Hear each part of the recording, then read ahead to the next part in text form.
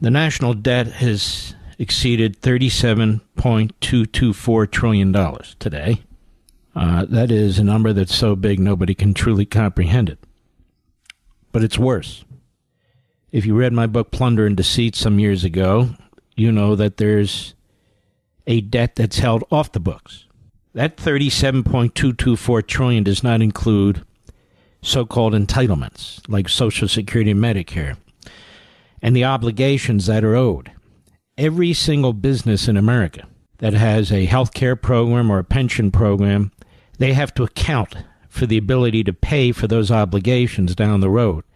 The federal government does not. The one entity that does is the Postal Service, because it's quasi-private. So when you hear that the Postal Service is running a massive debt and it has to keep increasing its prices, including for first-class stamps, that's why. It has to cover its out-year obligations to its personnel. To the best of my knowledge, it is the only entity within the federal government that has to do it. The fact of the matter is their books are more honest. Hello, their books are more honest than any other entity or department in the federal government. Any. Because the rest of the federal government does not account for its financial obligations.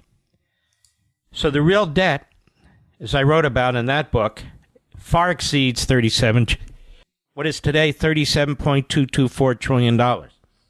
The media are reporting on that. They're reporting on nothing else. Nothing else when it comes to the debt. But when you include these so-called entitlement obligations, whether they're pension or medical, do you know what our debt is, Mr. Producer? Over $300 trillion. Over $300 trillion.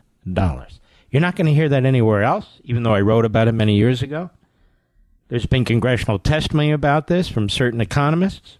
So the debt is over $300 trillion. It's not $37 trillion.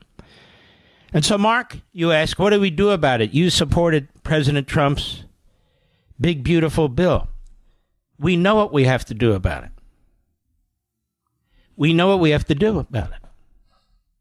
We have to have a convention of states that puts in place limitations on spending connected to the gross domestic product, the growth, that is the GDP, that occurs each year. And if it doesn't grow, it doesn't go up. If it goes down, it goes down. That's the key.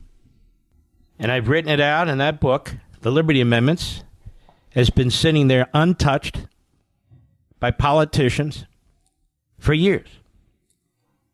So there are answers. Congress is not going to do it. Congress can't do it. I don't care if they beat their chests, pat themselves on the head, shut down the government. The only way to fix this is convention of states.